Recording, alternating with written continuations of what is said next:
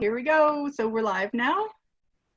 Welcome, everyone. We are waiting for the room to fill up. We've got a full house of our podcasters here. Hey, Wes, you're in as a participant. Wrong link. Sign out and check your email because Brittany's just an embarrassment to podcasters as a whole. That guy. Says the one in a muscle shirt. So guess what? I have the power. I am the most. Hey, I can get away with wearing this. Wes, I'm going to upgrade you. So are you ready? I'm ready to upgrade you. Yeah. I have the power. Uh-oh. Wes, you're screwing with our system. I am. Luckily, we get to pick on you for the entire hour and a half. All right. Oh, here we go. Oh, there he comes. Okay. So, you're welcome. Okay, bye. Wes Fleming, come on down. You're the next contestant on The Price is Right. Welcome to our most unruly group of presenters on Rev Talks. Oh, wow, there's still more people coming in the room. So, hey, Warren, Wendy, Randy, Paige, Minna, welcome back. Lynn, John, Deborah, David, hi, everyone. Blair, we're not going to unmute your mic, Wes. That's the problem. Beth. That's not a problem. They're unruly. This is the first group that's interrupted me. I'm sorry, Elisa. It's fine. It's fine. You guys are awesome. So anyway, welcome everyone to our podcaster panel. Gina Woods from Open Road Radio is going to be our moderator. And before I turn it over to her, I just want to remind everyone you have a choice of a couple of settings. On my screen, it's upper right if you see speaker view, or I believe it's panelist view, gallery view, or they can't change it. I have the power. For me. Okay, I'm leaving, and I'm gonna let Gina take over because I don't know what the heck I'm doing. You're doing a great job. But you're fired. Yeah, but you're fired. You have to go now. Hey, good afternoon, everybody. It's Gina Woods from Open Road Radio. So I probably really suck at podcasting because I don't know how to do it, because I don't podcast. But that is one of the words we could say. Anyways, so I do a motorcycle talk radio show for 23 years on Real Radio. And yeah, okay, I got it. We are on Saturday morning, so I just got back from the radio station, and we had a great time this morning. Two of my co-hosts rode in, as I rode as well. So we had the new Royal Enfield, which was a blast, and then Joe had his Joe Rav had his Yamaha Cruiser. I mean, it's really a cool. I'll have to put those pictures in the comments. But so glad to be here today to moderate this great talk that we're having. And I first think that we wanted to start talking about motorcycle and this whole COVID thing, but I'd like to introduce some of the people that are online right now. We got Andrew. Andrew, if you want to say hi and make a real nice introduction to yourself. Hey, everybody. Welcome. Thanks so much, Gina, and thank you for everybody for having me on. I'm not a podcaster either. I actually only have started this video thing because, well, I mean, it was just one of those. I was trying to figure out a way to stay connected while we were all in quarantine and self-isolation. So bedtime stories was dreamed of that, and that's what I am. So yes, I'm the moteller cyclist, by the way. Sorry. That's awesome, and thank you for being here so much. Liza, why don't you go ahead and take it away?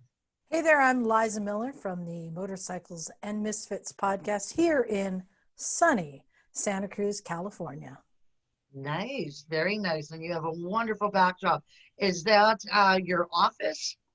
No, this is actually the podcast studio. There's a soundboard. Okay.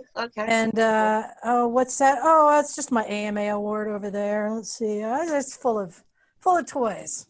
Nice. But when we record with up to 12 people. So this studio has 12 mics all around the room. And all of them are turned off except Liza's. I have the power, as Brittany would say. That's very cool. I have to get you on the show for sure. I really like that. I like the setup. We do the radio station studio, and I put my open road radio banner, so I look like I'm standing in the middle of a road that goes behind me. But I love that. I love that. Todd, I'm sorry, Todd. Good afternoon to you. And tell us about yourself. Good afternoon. I'm Todd from Wheel Nerds. I don't know if they see it on the same side, but next to me is my co-host Chuck, also from Wheel Nerds. We are strictly a podcast, and I think we can claim that we are the rudest one in the room, 100%. Without a doubt. That's awesome. Is there a way that we can all put a link in for our own specialties, our own shows, so the other people that are visiting with us can see it as well? Yep, please use the Maybe. chat. Okay, cool. Yeah, let's do that. All right, so let's go over to Len. Len, good afternoon. Thought this was the intermediate Spanish webinar, so I'm not sure if I should be here. No. ¿Cómo estás? ¿Dónde? Very Yeah, I happy have to a be here. jokester. ¿Dónde está la biblioteca? Len Bolello. I'm the host of Arrive Alive podcast, and here in New York City, very happy to be here. It's a safety podcast, and we also talk about other stuff, but a lot of safety talk. Wow, I have got to get in the know, man, because you guys all got some great stuff going on. Chuck, good afternoon. How are you? I'm great. Like she said, I'm Chuck from the Wheel Nerds with Todd, and we've been doing this since 2011. Wow, nice. As Very opposed cool. to just picking it up like last week. It was like the most iPhone people 4 suspect. was out back then? The one? Two? No, I was one still was in my like first. I was still in my first marriage back then. No politics and no marriages. Good afternoon, Joanne. Great to see you, girl. Hey, how are you? Great. So you might know me from gearchick.com, and my podcast is aptly named Gear Chick. And I try to talk about gear, just all the knowledge that I have that's in gear. That's pretty much my focus. I used to co-host Motorific, so you also may know me from that last podcast as well. And I've interrupted Chuck and Todd's podcast before, I think. So Yeah, we've had you on a I get couple around. times, I think. Yeah, I get around a little bit. Yeah, So she's one of the actually, multi-timers. on the radio show, we stream to Facebook Live. So we stream to Chopper Town and I don't know, like 4 or 5 different pages that I admin on. So this would be a blast to have all of you guys on with me next Saturday. I think we should do like a review. Let's see how this goes first. Yeah, let's see how this goes first. Right. Yeah. Exactly. But that's at 11 a.m. Central, 11 a.m. till noon. Actually, that would be a really great 10? idea. I'm gonna have to bump whoever I have programmed already, but I think that catch me out. I think I can do that. So I think we should. Wes, what's going on, man? We gotta. Yeah, sorry about that. I used the wrong link and I could not find the right one, but Brittany got me squared away. Yeah, my name is Wes. I'm the host of Chasing the Horizon, and I call my podcast the Anti-Wheel Nerds. It's safe, sober, sane, all those things they're not. Wow, that's Yeah, you can awesome, say man. that now until They hear your comes next episode with us on it. Oh my God, I still want to have all of you guys on next week. This is so cool. And we could just talk motorcycles and gear and everything. That's very cool. So I'll get with you guys afterwards and see if you can make it. So we're talking today, we're talking about motorcycles and COVID, man. A lot has been going on, especially in the last week, but it's kind of, it almost seems like it kind of erases what's been going on for the last 2 months, because of all this silly stuff. But, how have you guys been dealing with COVID and motorcycles? I said from the beginning, I said on the radio from the beginning that, it was one of the things that motorcyclists could still do is be out there, being distant, riding. And statistically, it's been good for motorcycles because the dealerships are doing really good. We talked about it on the air this morning.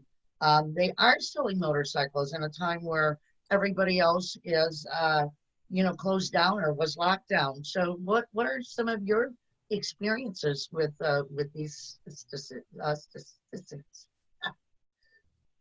Well, I've been crazy busy. I also work for Revzilla.com full time, and where it's busy, people are buying a lot of stuff. It's great. It's really great. It's nice to talk to people. Yeah, exactly. So what is Liza, what do you think? Do you think that the companies, the motorcycle industry companies have been faring through this well? Or what's your take on it? I mean, I think in the short term, probably, yeah. I mean, I know I went on and just started buying stuff because I wasn't really out riding. So I even managed to buy another bike during this. So nice. What'd you got? Oh, it's vintage, 1974 KZ400. Was it technically an entire bike when you bought it? Or because I think your buying habits are a lot like mine. Like it was like 78, 79% of a bike. Was it in a box in the back of a pickup truck? No, this is actually complete, but I have to get it here from Georgia. That's the only catch. But yeah, it's coming in a box in a pickup truck, guaranteed. I mean, the industry is struggling the same as it always was, but it is hurting in that all of the events, the rallies, all of that's all gone. Yep. The shows, I go to the Quail, I go to the AMA Vintage Days, all these events that I go to, and these are big fundraisers. I mean, the AMA Vintage Days is the fundraiser for the AMA. What are they going to do now? So that's really where it's going to hurt the regional. I mean, AMA isn't necessarily regional, but all these regional shows, that's going to hurt. I think the unemployment too, right, is, for most of the people that buy motorcycles, they're not necessary. So I think, the employment numbers, hopefully when they come up, they'll be up. But I've also talked to a few people, everybody seems to feel guilty when riding during this. And here in New York, we have it worse. And even some people have said, I don't want to ride because if I get put in a hospital, I don't want to be anywhere around COVID. Thankfully, that's better. Yesterday was the first day ever that New York had no COVID deaths. On the happier side, because I hate to be a downer, Americade was postponed. Americade is the big rally here in the Northeast of Lake George. And I spoke to Bill Dutcher, the founder, and he said, he's like 71 years old. He said, no way I would ever cancel it, but they did push it to July. It'll be a little bit warmer, a little bit more tourists. But I mean, I've been to Americade 6 or 7 times. And it's been among the happiest times I've ever been on a motorcycle. So I think there's a mixture between the unemployment and, like you said, the rallies. Yeah, so Traffic has been a lot better. I think the events is a whole nother story on just how crazy our fall is going to be now, right? Because, I mean, we've been squashed since March, and April is usually when all the events start to pick up. And so you're talking we're 3 months into it now, and it's just I just think that fall is going to be wild, just crazy. Chuck, what's your take on it? Sorry, I was just blurting it out, but traffic has been a lot better, at least here in Salt Lake City, especially during the earlier part where people actually were sheltering in place. Traffic was amazing. So I didn't feel like I would have to worry about going to the hospital for a motorcycle. Training wise, we've been insanely busy too. Utah Rider, we do the folks I teach with, which is way more than half of the teaching that goes on in the state. The boss is calling and being like, hey, can somebody pick up some extra shifts? Because it turns out to stand in a parking lot 10 feet away from people in a hauler is very easy to social distance. And clearly lots and lots of people are interested in motorcycles. They're buying gear from Joanne. They're selling their old junky motorcycles. They can get a newer, better junky motorcycle to Liza. And, they're moving. They're excited. Bring it in, Todd. Bring it all in. That's awesome. What do you do for, what's your day job? Oh, I'm an engineer by day. I fight with computers all day. So You're a smart. project weasel. Computers. Who in the room is in the motorcycle industry doing motorcycle stuff every day? You guys are, okay. So the rest of you have other jobs. Liza, what do you do? I'm a fastener specialist, Oh, hardware. interesting. I'd love to hear about people. Andrew, what do you do? I'm a political journalist. Really? Whoa, Or whoa. We can't talk about that. Worse, I'm a Unemployed. Canadian political journalist. So that Ooh, even better. Love, So who? at least you guys are nice. love your country, by the way. we say who? sorry a lot. For what? We say sorry a lot. Chuck, who do you work with? Who do I work with? Well, who do you work for? Sorry? What do you do, Chuck? I work in IT for Okay. the state of Utah. Another IT guy. Len? Yeah. I work for a website called Consequence of Sound, and we cover all the music festivals like Coachella and South by Southwest and Governor's Ball, none of which are happening. So you can imagine so that. You guys were hit hard. Yeah, like an 18-wheeler, and then, but we also cover movies, but no movies are coming out. So Wow. we're doing a lot of top, name your Nirvana top 10 songs or something like that. But we are trying to do a lot more stuff and get users involved, but it's been tough. Right. So let's go back with our first subject. Joanne, wow. Has it been good for you? Because everybody's online, like Liza said, you're buying stuff online. Yeah, I think for me, it's certainly gotten a little better. We unfortunately, the showroom, our Revzilla has a store. It's one store in Philadelphia where the headquarters is, and that's where I'm usually the assistant manager. And at first it was a little, it kind of bummed me out that I couldn't be there and see people and do my job the way that I love doing it. But now that I'm doing it online and I get to talk to people. So I was online chatting because we have a chat support. And then I transitioned off to phone. So if you call and you get through to product support, I'll be there to answer questions. So for me, it's been much better because now I get to talk to people and I enjoy talking to you much more than emailing you. And have you been working on your phone voice? Kind of. Do the phone voice. Well, I mean, yeah. Let's hear Joanne. Let's hear Joanne. Thank you for calling Zilla.com. This is Joanne. How can I help you? Oh, you are doing good on the phone voice. Slower. I'm trying. Deeper. No, Chuck. You call in. No, but yes. So it's been good. I've been enjoying it more than I thought I would. I thought I wouldn't, but I really love it, and it helps me be connected to people. For sure. And I'm learning a ton of stuff about vintage bikes, like vintage tires. I'm learning about OEM parts. I'm learning about just things that I never ever thought I would ever learn or care to learn about. So it's expanding my knowledge, which is really great.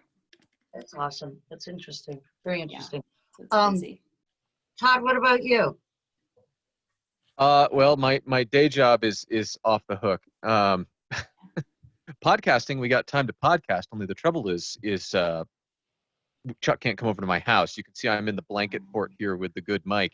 So I can't get Chuck over to my house. And the problem is that we're doing it online. And so our podcasting is actually slowed down a little bit. It's easy to get guests because frankly, they're bored. But our podcasting is slowed down a little bit because we have a lot harder time when we're not in a room making frantic motions at each other, trying to kind of direct things. It affects our timing. Yeah, it totally case in point. So, so it's slowed down for you guys because of your separation. Yeah, and I'm guessing Liza has a similar problem because I've seen her. I've been in a hotel room with Liza and Wes and a bunch of other podcasters. Ooh, Liza and I are frantically giving directions to all of the other people around the circle and like watching each other, and they're all ignoring us, of course. But it's difficult when you can't kind of direct the group. Right. So I did some of the radio shows from home because of the station, although we were not quarantined from the station whatsoever because there was just, one show on at a time and the live shows would be there where people were doing it from home, and actually was a lot better for us. We stream our show to Chopper Town, which has 2.5 million followers. So we've been picking up like 100 listeners a week. I mean, for me, it's been great. I can't wait till it's over because I'm spending way too much money on buying stuff online and fixing my house. But yeah, it's like really crazy. I've redone everything in the You talk house. about But house fixing. but then I'm switching over now because now I have all my parts from GMT. I should. But I have a whole garage full of parts, so I'm gonna be out there after this is over, and I'm putting a 49 panhead, restoring it finally.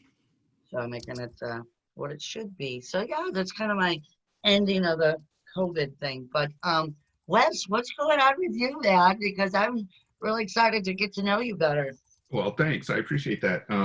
Yeah. I'm lucky in that I already worked from home. I have a number of jobs. I work full-time for the BMW Motorcycle Owners of America, writing content, maintaining the website, a bunch of digital stuff, membership services, the whole 9 yards. Mopping floors, cleaning kitchen.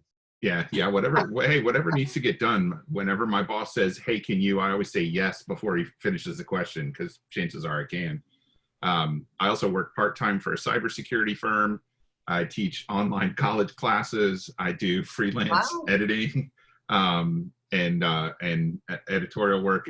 I stay busy. And so for me, the biggest difference with the pandemic was that my family was home 24/7 because I already work from home. Like Todd said, it's been super easy to get guests because everybody's bored. Everybody's looking for something to do, somebody to talk to.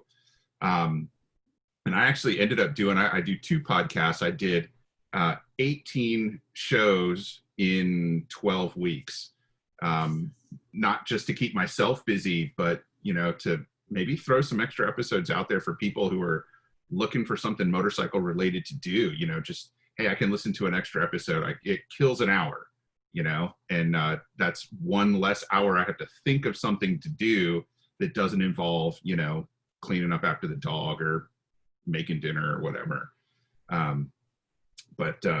Yeah, like some folks, I chose not to ride at first, probably March and April, mid-March through the end of April, just because we didn't know how the pandemic was going to affect our hospitals. I live in Central Virginia, and I didn't want to get hit by a truck and take a bed away from a COVID patient. So I didn't ride at all. And then once we kind of figured out that the hospitals weren't going to be overwhelmed, at least where I live, I started riding again. So I've been riding a lot more and working on my bikes and stuff like that. But it's been weird to say the least.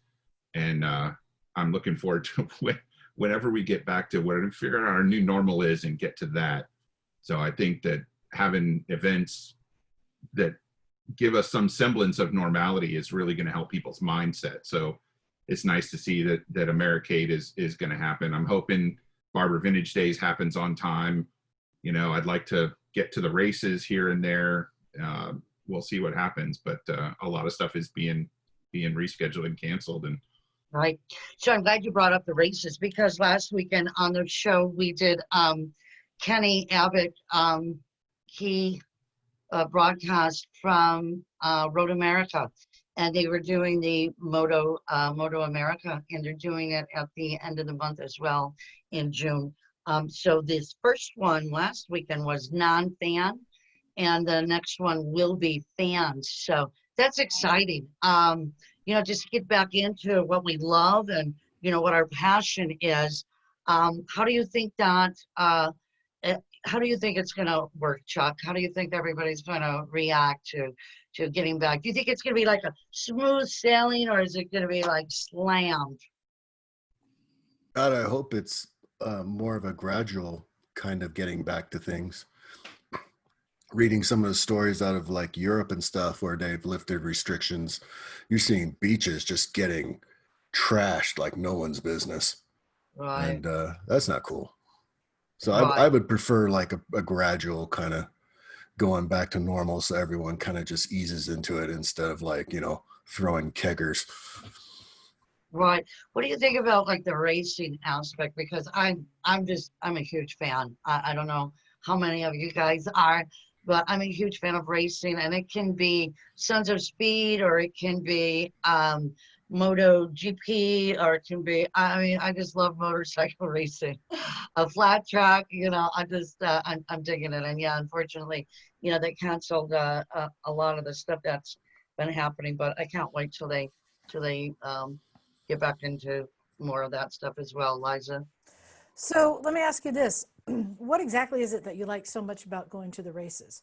Is it the actual racing, because you can actually see it better on TV, or is it the social aspect, being around all these other bikers? Are you addicted to gambling? I think it's the smell of racing. I do. I think it's the smell. I think it's the aspect of being there and being in it and having the adrenaline and having your guy come up, or, be behind and rooting him on. I think it's like going to the horse races, which I grew up on.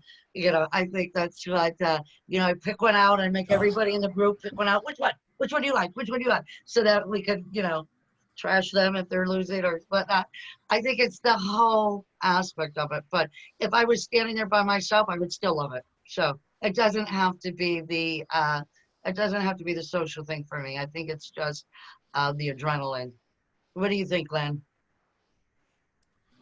Used to go to the races up in the Poconos, and I think it was like the Battle of the Twins. And yeah, there is an electricity. It's the whole atmosphere. So I don't know. I hope the comeback is gradual but steady and quick. I will say, around Manhattan, there are more photographers out to chronicle what's happening. Like, there are no cars in Manhattan streets, and I've seen a few photographers, and I go up to them when I'm riding, and I have them take it's like, hey, would you mind taking my picture? Because there's never going to be not anybody on Fifth Avenue. And I tell you, I got like 6 beautiful photos for free, and I just give them like a plug on Instagram or on the show or something like that. And then everybody says, hey, it must be great to ride in the city with no traffic.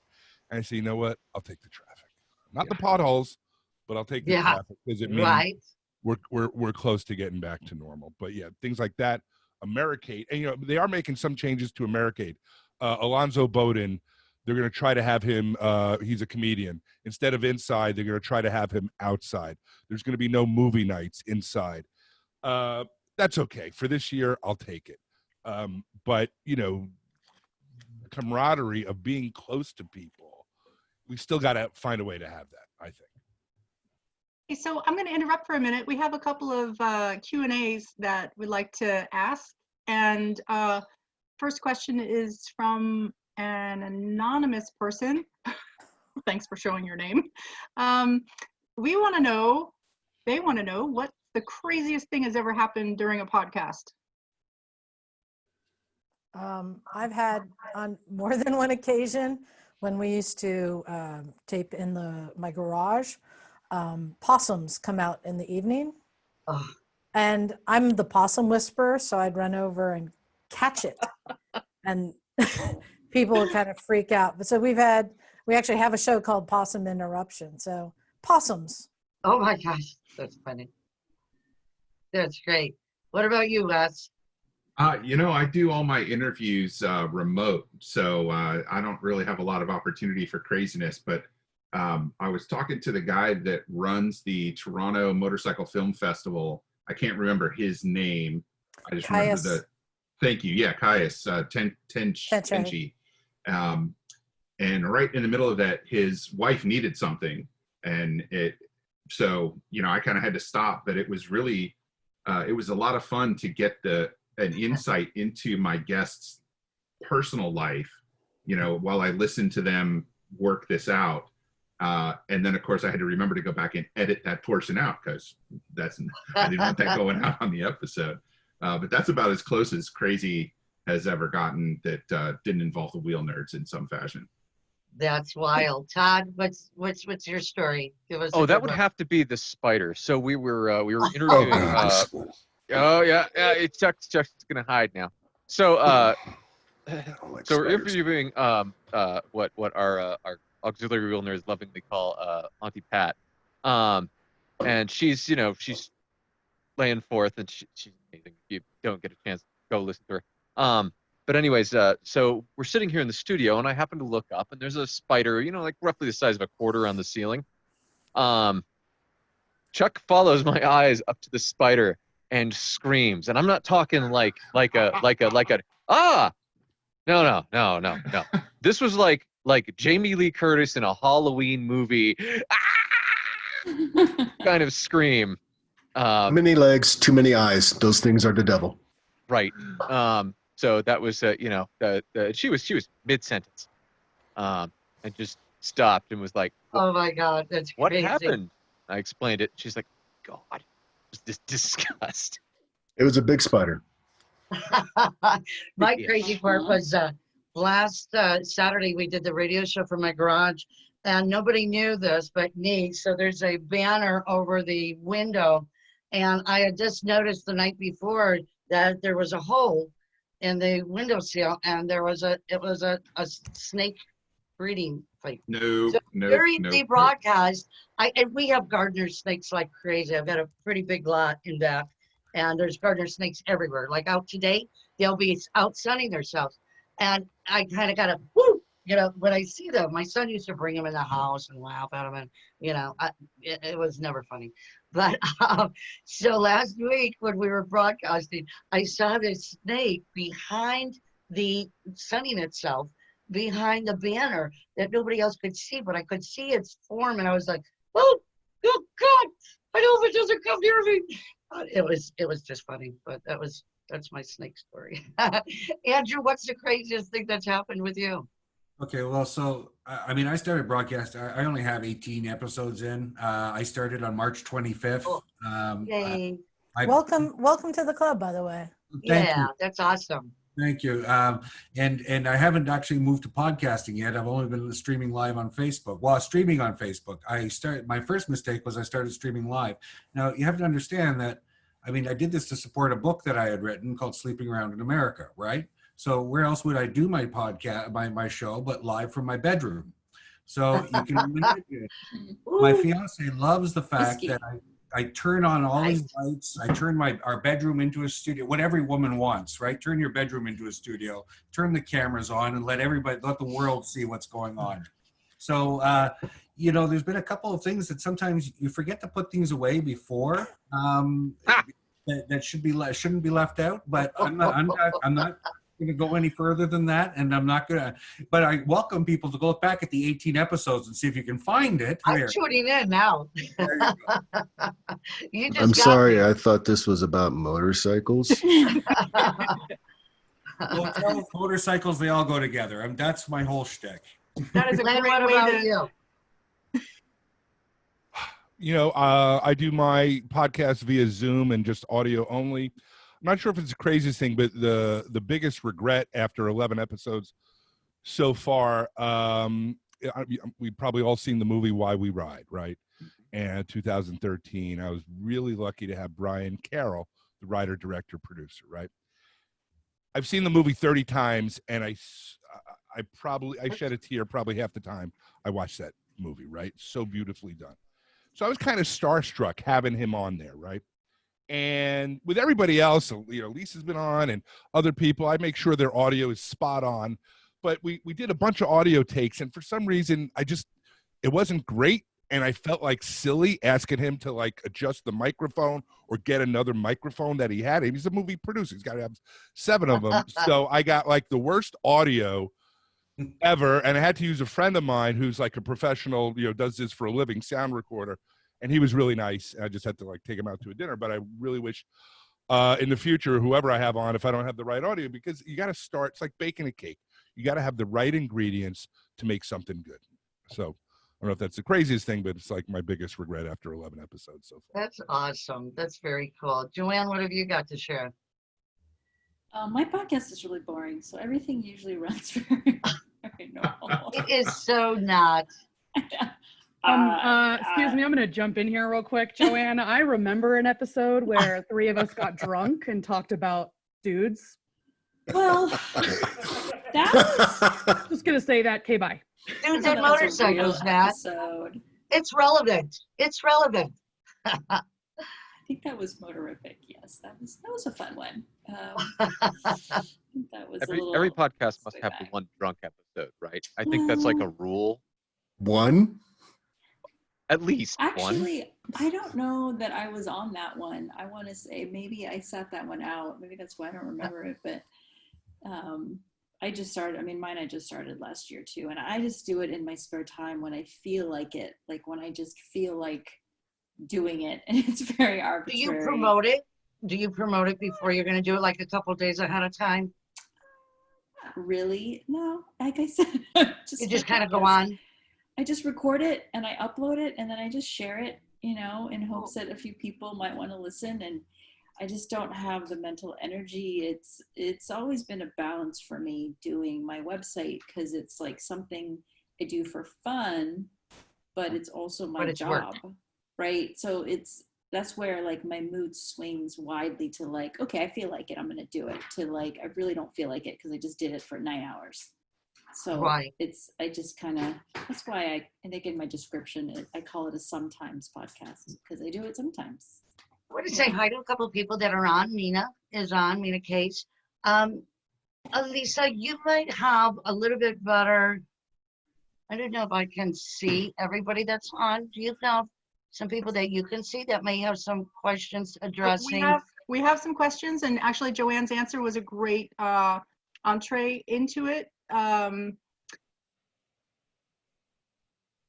it just disappeared. Thanks, Brittany. Sorry, I answered it. Oh, okay.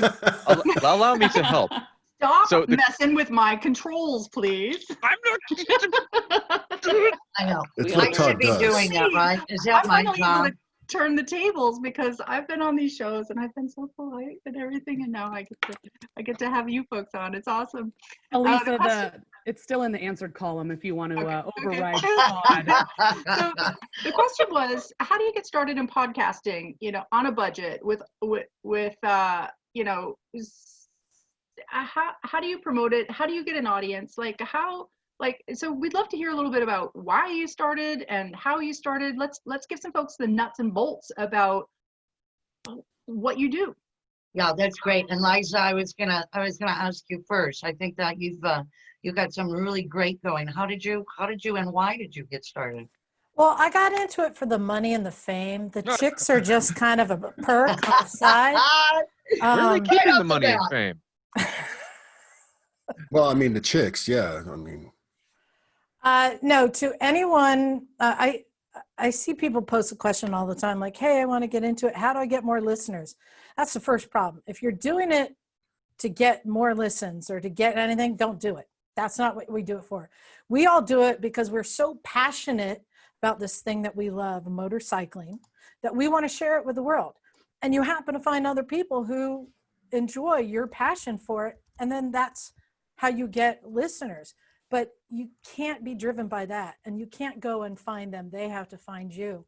But as long as you're sharing what you love doing, they'll find you. I've been doing it for 23 years myself, because I don't know what else to do right now. Because I went to school for radio, but yeah, and by chance, I just happened to be working at a place that said, "You're talking about this motorcycle show, do you want to try it?" And I'm like, yeah. I mean, you don't say no when you have a question like that. It was a major FM station and I started out there. So yeah, it's been, people thought it was going to go on for maybe a year, 2 years, 3 years. They're like, I don't get tired of talking. I get paid to talk, and I don't run out of guests ever. So there's a lot of great people. I mean, I had Alyssa I've interviewed a couple of you, I think Joanne and Alyssa in the studio. So yeah, I never get tired of it. I get to talk about motorcycles once a week and you know, do a lot of events. So let's talk about the nuts and bolts of how you get started podcasting. I can jump on that. Yeah, I think we all can. Oh, go ahead, Wes. Excuse me. I started my show after listening to shows like Motorcycles and Misfits and Wheel Nerds, because I wanted to hear a podcast that was more about the motorcycle industry and the people that build and make and sell and invent and write and all that. And when I didn't really find one that fit my idea of what that show should be, I was just, well, let me try it. And if it sucks, I'll stop doing it, you know? Cool. And I started with this. It's a blue Yeti microphone that plugs right into your computer USB. I think I waited for it to come on sale, it was $100.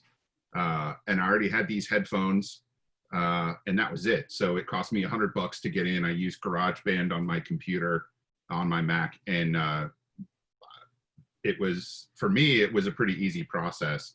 Now I'm a little bit different than some folks in that because I work for a motorcycle association, I have access to a lot of people in the industry, which is another reason why I felt like I could come up with something that was semi-successful. But Liza is 100% correct. I didn't do it because I wanted people to listen to it.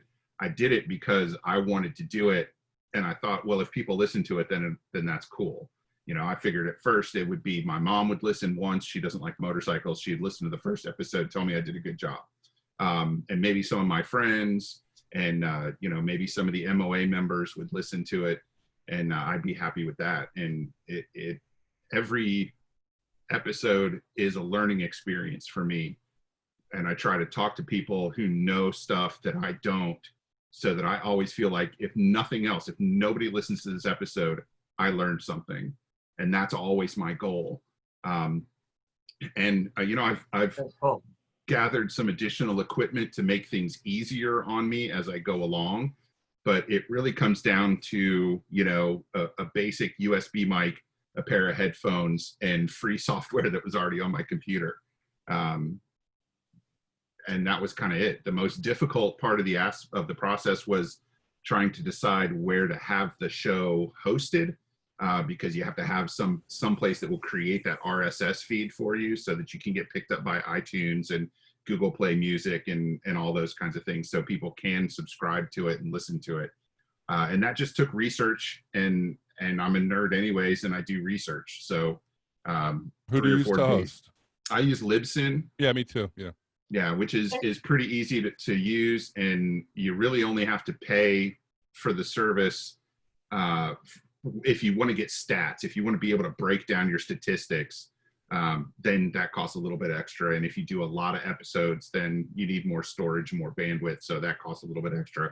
But I think the basic for Libsyn is $5 a month, and anybody who wants to get into podcasting has probably got $5 a month.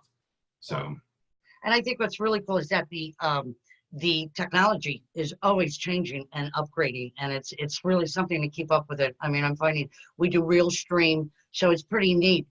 Joanne, what are some of the things that you're doing with it?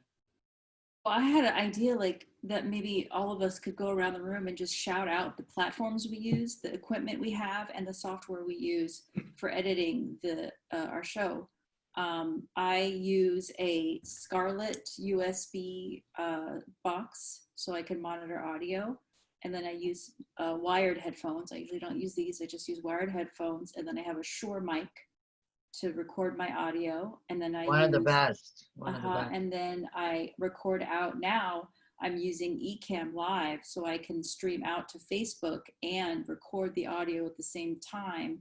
Previously, software-wise, I was using I was using GarageBand to edit and record the audio, and then that was pretty much everything. And then I use Squarespace to upload my podcast, which will automatically dump it out to iTunes for me. So I don't even have to touch iTunes, because using Squarespace means it will do all of it. And that's how I throw it all together. We've looked into Squarespace as well. Len, what are some of the components you're using? What are the programs? I did a lot of research, but you know, I think I think Todd was saying, mid-range mic. It's called a Samsung. These are like headphones I won in a lottery thing. I do use Libsyn. I have a small website on Squarespace. Joanne, I may want to talk to you in the future, because I don't know if you need Libsyn and Squarespace, although Libsyn does give you some nice statistics. I spent another $5 a month to get some statistics for each episode. Scorpion, little plug here, is sponsoring the podcast. They give me a little bit of support, promotional, a little bit, some other stuff. So I like to kind of feed them some statistics. I'm also trying to get some other sponsors, an insurance company, and I have a patch company that pays me very little money, but I get free patches and stickers. But yeah, just to get to the question, microphone, headphones, small website, Squarespace. If you can make a PowerPoint presentation, you can do a website, and then you got to attract, the users. Todd, do you find that people go back? Obviously, was saying as well. The nice thing about podcasts is that you can go back to it. You can listen while you're riding. You can listen while you're on the train. You can listen, during your everyday. Do you see a lot of people coming back to listen? And do you try to find the stats for that? Yeah. So we moved to a different host when the Eric Buell episode broke our host really badly. When we did that. But then I got some stats, and an interesting thing that happens with podcasts is we have our initial hit, and that those initial hit is like you could set your watch to it. Day it launches, this is the number you're going to get every time. And then there's this trickle in, this kind of long tail that happens over the course of the next few months as either new people are catching up or they're going back in episodes or whatever, where it sort of trickles out to everybody's device. So the podcast has some longevity to it in a way I think that like a live broadcast doesn't. I mean, I suppose if you recorded it, that counts. Sure. Do you do yours specifically at a certain day and time every week? Well, we started that way. We record on the same day every time because we both got kids and you got to work around that. And we do edit ours because otherwise it would be unlistenable by you. So there's a bit of work that goes into that. The actual launch date, it varies, and some of it depends. We're despite being the elder statesman of the podcast these days, we're still very much the scrappy indie. I mean, I got moving blankets behind me, right? The scrappy indie kind of mystique still. So the day it gets out is really dependent upon the jobs that actually pay us money more than a couple of tacos.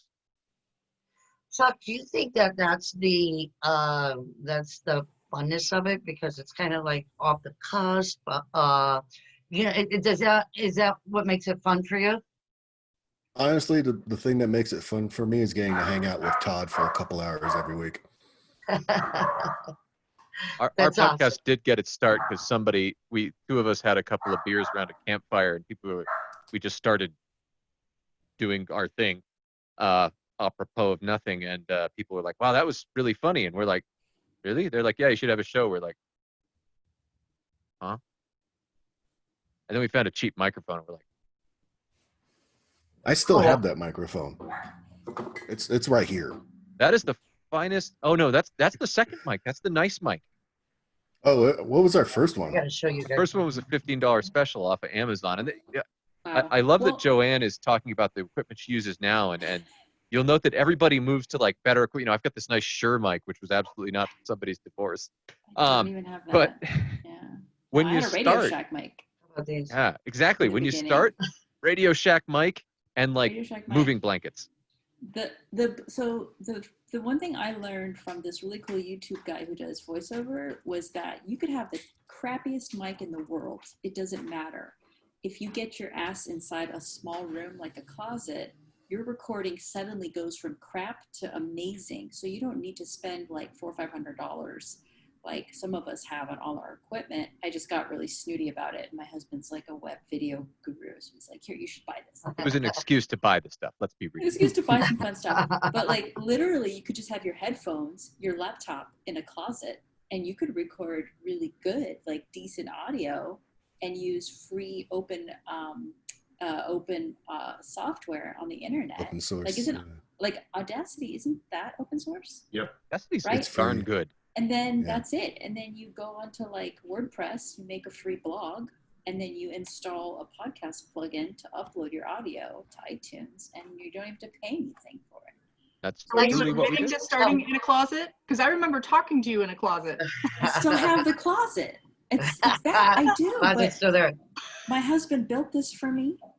And so because he built this, I have to use it now. That's and awesome. I got a better mic. So I got a better mic so I don't have to go in the closet. And it's working pretty well as long as I have the better microphone. So the worst thing you want to do in my experience is don't just be in a room by yourself in an empty space because it's going to sound like garbage. And like if you want it to be reasonable, you want to get in a closet or a bathroom or like somewhere small and start out that way. If you are hurting for ideas for how to start a studio really cheaply, go and find a film student who's in like their second year. I've done a lot of voiceovers for a lot of commercials with a blanket over my head. And I did that. it works. Yeah. Like He still does that. He likes being under a blanket. Liza, what would you say to somebody that is thinking about starting a podcast, whether it's motorcycle or anything else, from your first experiences? So I start out buying cheap equipment, but also I was a set professional sound engineer. So I'm all about analog. So the soundboard and, analog mics, stuff like that. But I have found like cheap mics on Amazon that for $40 work pretty good. And like you said, if you can isolate everything else and have a pop filter, stuff like that, you can have better sound. And then I've replaced them with better mics where I needed to.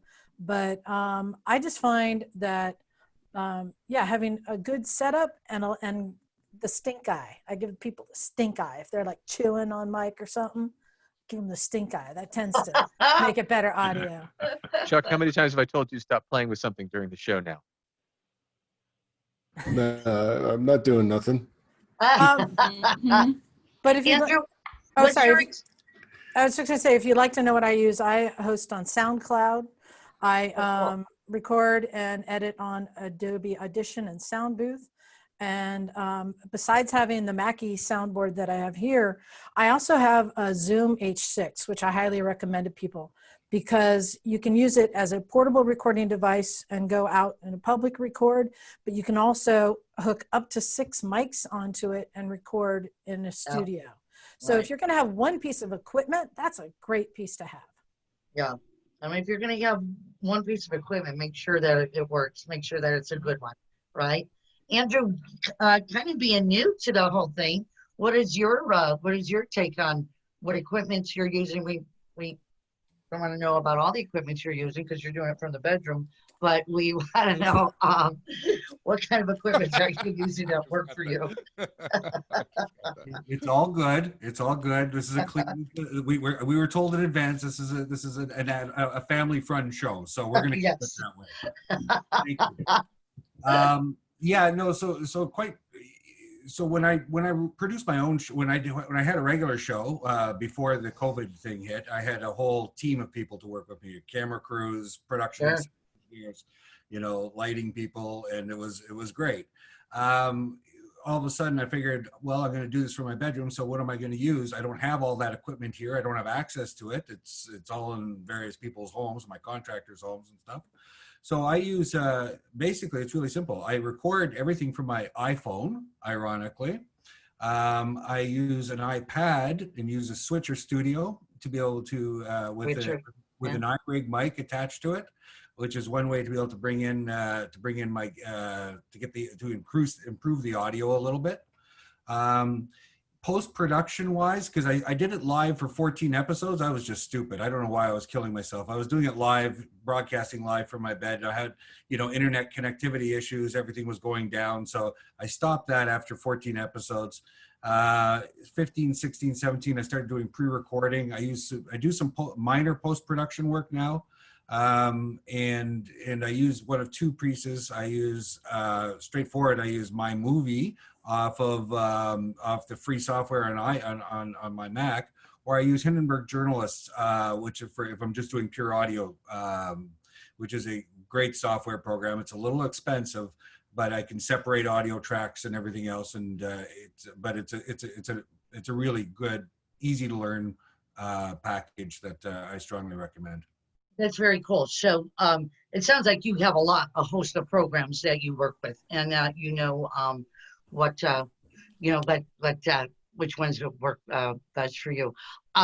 I kind of want to move along here and kind of talk about what resources do you find, Wes, that you look for, whether it's a podcast in motorcycling? Where do you look for information? Do you look online? I know JMP just started a new thing where they're doing online events so people know which events are coming up. What is your resource? Where do you go to look for information? I do obviously a lot of research online. I'm subscribed to a dozen motorcycle industry related newsletters. Sure. I get press releases from every manufacturer and gear maker out there that you can possibly imagine. So I'm always on the lookout for, a trend or a good story or some piece of gear that stands out. Because if you've got 5 luggage manufacturers, they're all making good gear, but a lot of it is kind of similar. So I'm looking for somebody that's going to be doing something out of the ordinary that makes theirs stand out. And then I want to talk to that guy or gal and find out how they came up with that idea, why it's better, and how that's going to contribute to the industry at large. Excellent. So give me your top 3. My top 3 sources. No pressure. There's one called eMoto Mag or eMag Moto. I forget the exact name of it. And that's pretty industry related. I love gear, so I'm on the Touratech mailing list, and I love looking at the Touratech stuff. So that's a good one for me. I can only think of 2 off the top of my head. That's cool. I'm also on the AMA's mailing list, so I get their emails, their newsletters every month or every 2 weeks, however often they put them out, and I watch those 2. Especially, I want to see who's getting into the museum this year, or into the Hall of Fame. Into the Hall of Fame. Yep. Yeah. I'm on dozens, but I crave that. I love it. Joanne, what are you looking at most? What's your top 3? I can't hear you. Mute button. That would help. I'm sorry. There you go. That's okay. Sorry, I got a pop up. I got distracted. Top 3 for like general industry. Yeah, I mean, for motorcycle resource information, where do you go? Probably YouTube's a big one, although I admit I don't YouTube as much as I should because there's a lot of people on YouTube. There's so much content there. I mean, there's just so much. I also do like to stay on top of the dealer news. So from an industry like dealer perspective, I do like to follow dealer news because I get a nice sense of like, how's our industry doing? Because they'll announce stuff like, these 10 dealers just closed up shop, or hey, this dealer's expanding and they're going to buy this other building for sure, growing, or one of my top 3 for sure. Yeah, so I actually I tend to follow where the industry people are reading, and like also LinkedIn, because there's a lot of interesting, again, business side of things where you get to read about like companies going out of business or someone's hiring, and there's always job changes. So that's where I usually. I think LinkedIn has actually really, like in the last couple, 2-3 years, has really boomed with more motorcycle. All I see, because it's in my feed. So that's, I get a lot of information from LinkedIn. Yeah, especially the job changes, like people leaving certain companies and then jumping to another. Like I find that interesting as well to see like, are there any more, are more women moving into positions of power and management and decision making? Is that happening? Are people of color also being, what's happening in our industry is away from the consumer end. So I acknowledge I need to work on the consumer side of things and kind of see like what people are recording and what videos people are making and stuff. Totally. There's so much out there. Todd, what's your favorite news source? Or what's your favorite news feed? Like, so got all these sources. What do you gravitate towards? What's your favorite motorcycle news? Probably number one is Total Motorcycle when it's not in the regurgitating press releases. And the funny thing is, I didn't realize that Eric, who writes it, is someone I know. That was awkward, let me tell you. But what it's weird because they have a mix of here's the press release, and then right next to that will be this really interestingly written story about something that you would not think to look at. That's I would call that one of the major news story places I go. The other one, honestly, is just kind of keeping my ear to the ground, and I won't lie, I occasionally steal ideas from other podcasts when they're good. And then, kind of what's the noise on the line on the forums, places like that. You can get a lot of good ideas just by kind of seeing what people are talking about, or, riffing on ideas that the population has, as it were. Cool. So, like, just as I was saying, what is your favorite news story? What makes you go and find a news story, Wes? What appeals to you? Is it because you've got all these different type of podcasts and shows? Is it racing? Is it motorcycle education with gear? Is it motorcycle riding education? What is going to pull you in? Yeah, all of that. And I try to pay attention to the trend and the season. But a lot of times, what an individual episode is about depends on who I could get as a guest in the week and a half to 2 weeks before that episode goes out. So, it's going to be rare that I'm able to talk to a racer in, May or June, but I can talk to a racer in January very easily. Same with somebody who spends a lot of time on the festival or rally circuit. Their summer is going to be really brutal, but their early spring, late fall is going to be much more relaxed, and they have that time to give me a couple hours of their life. So sometimes it really just depends on who answers the phone call, answers the email, and has the time to be on the show. Right, for sure. So, Liza, when you get somebody, do you want it to be up to the second information, news, industry, what's happening? Or are you cool with it being, hey, you know what, that happened, but it's going to be a great interview. It happened last year. What are your thoughts about that? Well, first of all, my show doesn't really cover a lot of the news and the latest topics. We're covering what we're experiencing, events we're going to, rides we're doing, and a lot of history. We cover a lot of the history of BSA and how to, rebuild an engine. Like, we're informative. We're covering everything. Educational. Yeah, but more sharing the community. I run the Recycle Garage. It's a co-op garage space. So we have people over here every weekend working on bikes, sharing stories, stuff like that. When we have guests, though, for me, guests is hard because I try and get them in person here in studio. And because when recording with a group as large as 12 people, you need to be able to be in person so you can see each other and have that camaraderie. And there are some people, like with, with Erin Sills, I waited 2 years until I could get her in studio, We've had CEOs, we've had champion racers, we've had movie stars, we've had them all, and it just takes patience. And some, just going after them and saying, I really want you on the show. And in some cases, getting people to fly here to be on the show. It's persistence. That's exactly what it is, just persistence. Exactly. Boy, don't I know it. After 23 years, I can tell you, some people are really easy and very flexible.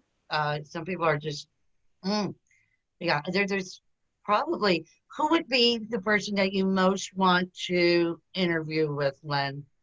Who would you most want to interview? That is so easy. Anthony Bucci from Revzilla is my dream. I've left a Absolutely. message on it, and I think, you touch on, I try to get personalities, and one of them seems to lead to another. Eric Anderson led to Alyssa, and then somebody else led to my next episode. I'm having Reverend Susan Sparks on. She is a trial attorney, stand-up comedian, and Baptist minister all in one, and she is amazing. And so I'm going to edit her tonight, and she led me to somebody else. But I typically look for the word motorcycle in LinkedIn, and the guests are very important. And somebody asked earlier, hey, I made my podcast because I was in an accident last summer and I wanted to be a safer rider. I've always been a safer rider, but I wanted to be even safer. So I don't care if I'm the only one that listens to it, and I'm a much safer rider thanks to the guests I've had. That being said, I think you do need, you want to get some listeners, and social media is the way to get it. And also, if you do have guests, like Todd, you were saying when you had Eric Buell, you blew up, right? So I try to get my guests to mention, just like we all did here, hey, I'm going to be on the Arrival Live podcast and sharing some safety secrets. That's important because, you do want to get a little bit of listenership, especially if you're monetizing your podcast.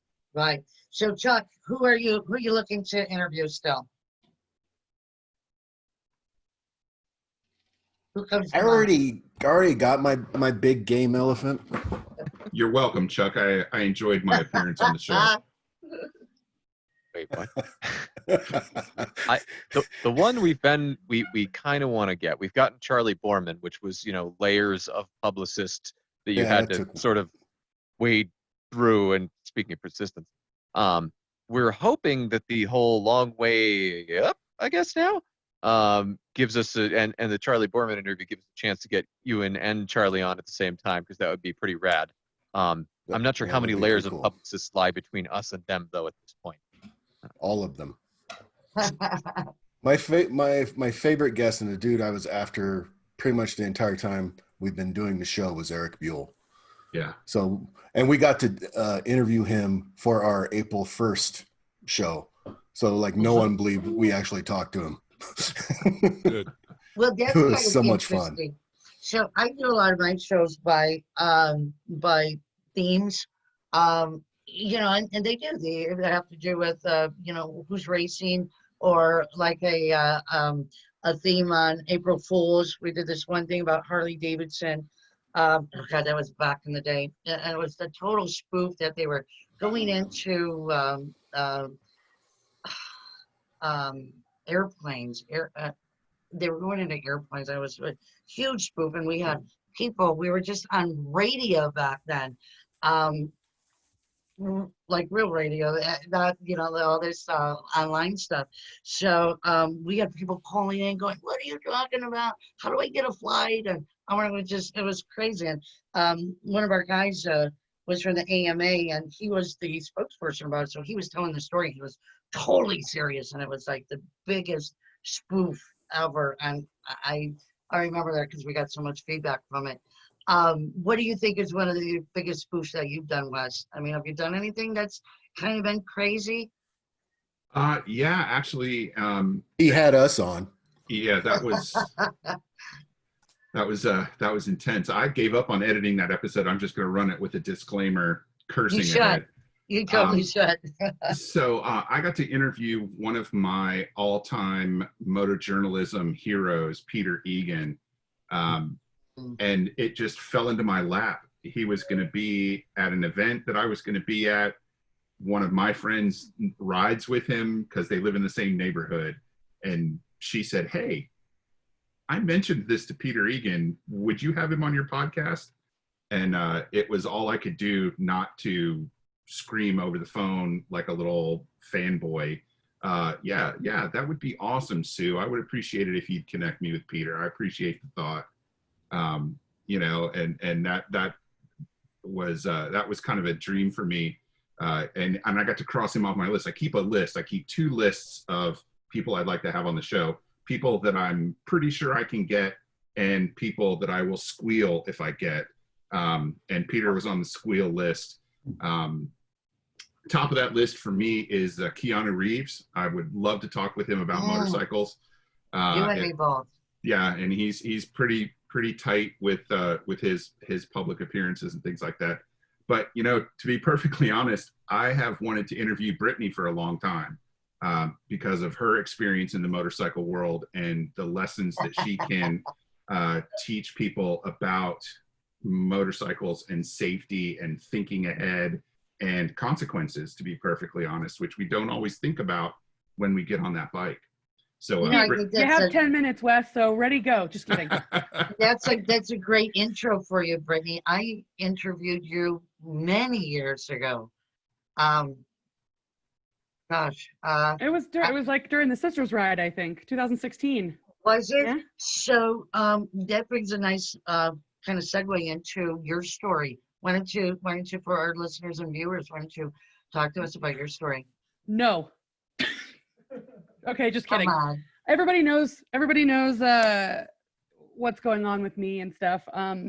I've been on the Wheel Nerds podcast, so I would highly suggest you go and listen to that episode, because I think, if I remember correctly, back when you guys did the interview with me, this was several years ago, you said it was the longest episode you'd ever recorded because we just couldn't shut up. So I don't know if someone else has broken that record, but that was before David Huff showed up. Oh, perfect. Yes, that makes perfect sense. Then we got Wes, and I think we talked for like 3 hours. more proficient podcasting. Why don't you tell our listeners what you went through? Why don't you tell us your story real quickly? I fell off the back of a motorcycle at 120 miles an hour and skinned myself alive, and I almost died. But then I came back and decided to learn how to ride my own, learn how to teach others how to make better decisions before they get on a motorcycle. And it's what I dedicated my life to for the last 14 years. So in a nutshell, yay. So you are, you're brought into different dealerships and different events. You're brought in as a spokesperson for motorcycle education, learning, etc. Yes, public appearance has been one of the big things that's really helped me kind of get my story out, but more so the bigger message of safety. So so Wes, I'd love to be on the show. Len, I think that we could do some really cool stuff together as well. For sure. Really, I jumped in here because we have a couple of questions from the actual audience, and I want to make sure we get to those before the end. So Gina, can you see the Q&A in your bar at the bottom? No, I can. That's fine. I'll do it. Yay. Yeah, okay. Please. Yeah, go ahead. Perfect. Please. Okay. So Rose from the audience wants to know what you all really think of transitioning from audio only podcasts to Zoomcasts like we're doing now, and if this would be something you'd be interested in doing in the future. Oh God, look at us. We're horrible. No, turn the look at us all. We need to be in helmets. Wes and I already do it because Wes is a guest on my show every week, and I host the have the Chasing the Horizon Moto Moment where he gives the motorcycle news. So he's on my show every week, and I started with video, so this is the only way to go. I'm actually going to migrate my show, because it's an interview show, onto podcasts because I'm going to do it both now. So I'm going to have a video and an audio version. And that's going to be starting in the next couple of weeks now. So thank you everybody for the great tips on how to move it down to a podcast. I really appreciate that. Perfect. Andrew, I have a personal question for you that kind of, goes into this. Are you going to do another trip anytime soon and talk about anything else specifically themed beyond the motel thing, or what's next for you? Am I going to do another trip? Well, first we have to open the borders. I'm stuck here in Canada. I can't go anywhere right now, and it's driving me nuts. And notwithstanding that, yes. So basically, what you're seeing now is you're seeing a combination of interviews. I bring guests onto my show, people who have done amazing trips, world travelers, and real quickly, Gina, you said who is your big yet? Anne France Hauteville was my big yet. I mean, the first woman to travel around the world. She's still alive, 76 years old. I tracked her down in France and was able to have a great interview with her for 25 minutes. A fascinating story and a beautiful woman. And notwithstanding, so moving beyond that, I try to also integrate motels into them, new cool motels. Now, I only did 50 motels over the 50 days. And right now I'm building more fodder, I guess you could say, to be able to find another 50. So there's going to be a follow-up to it.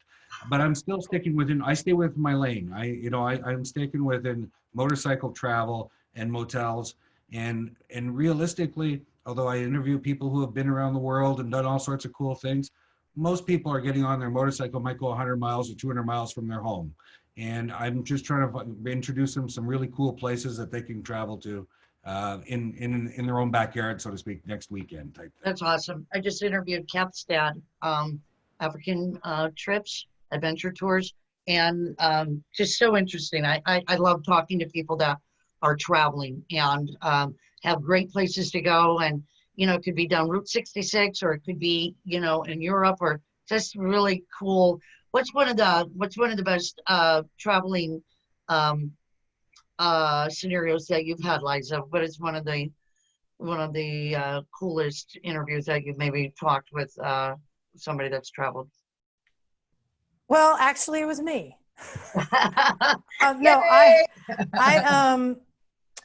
I interviewed some people on my show who had been on a trip to Pakistan. And then as a follow-up, I interviewed Moin Khan from Pakistan, who was the one who organized the trip. And then I, in turn, went on the next trip to Pakistan. Nice. And then I started hosting my own all-women's tours of Pakistan with Moin Khan. So there was this whole arc. And unfortunately, my trip this year got canceled, but it's called Chickistan. If anyone's interested, it's being postponed to next year. Tours of Pakistan. So that all came from my podcast and saying yes. Good for you. That's awesome. Mm-hmm. Does anybody else have something that's really cool to share? Actually, I'm going to interrupt, and I'm so sorry because we've got 2 minutes left, and Randy, one of our listeners, had 1 minute now. Had a really great idea. I'm going to take 2 minutes and ask everyone to do a 20-second promo for their podcast and what they have up next. How's that? Great. Andrew started out. Okay. Well, my next guest is Wednesday. You can watch him on Wednesday night. It's two blokes actually from the UK. They traveled around the world on their scooter, and they hold the world record.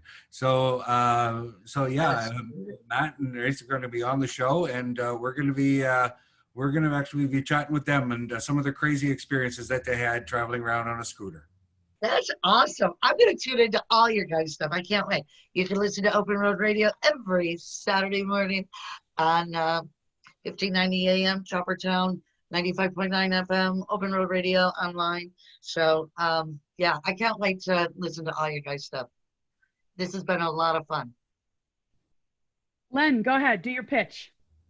Well, the next one I told you about, Reverend Susan Sparks. She rides a Harley.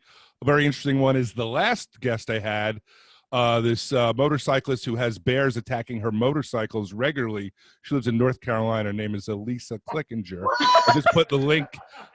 She sent me a photo of her motorcycles that were covered, and I said to myself, why would somebody send me a photo of their motorcycles covered? And then I looked to the left, and there's a bear like 4 feet away from her bike. So then, but my eye was naturally. So anyway, I put the link in there. Search for Alyssa Clickinger, Arrive Alive podcast, and please rate, review, and share with your friends. Thank you, everybody. Hey, I'll just jump in real quick. Motorcyclesandmisfits.com is the website, but I've also just started Misfits, MISSFITS, Misfits and Motorcycles, and that's Emma and I from the podcast and doing our new YouTube show. So we now have, that's editing YouTube shows. That's even more work. Videos are hard. Joanne, what do you got? I just have to catch up and upload a couple of past episodes that I did, so that I don't really have anything planned, but you can find Gear Chick Podcast on iTunes and the Google Play Store. Cool. Todd and Chuck, why don't you give us what you guys are coming up with? You go. Planned?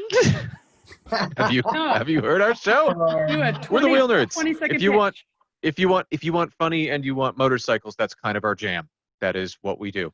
Cool. The guests are pretty discombobulated. We're pretty discombobulated, but we guarantee it will be a good time for at least 10 to 15% of the episode, or you get all your money back. I can't wait to listen. Wes, take us home. Chasing the Horizon is a podcast by, for, and about motorcyclists involved in all aspects of the motorcycling industry. My next guest is Guillermo Cornejo, the founder of Riders Share, which is the Airbnb of motorcycles. He's Nice. awesome. Nice. He's Well, awesome. and that's it for this Rev Talk today. You guys are awesome. Can't wait to listen to all of you guys. Brittany and Lisa, mwah, you guys are the best. Thank you so much. And thanks to all of you podcasters for being on our show and spreading the love, spreading the joy. I did put in the comments that we will get your information and we'll send it to everybody who registered for the Rev Talks. So look for that email from Brittany and I.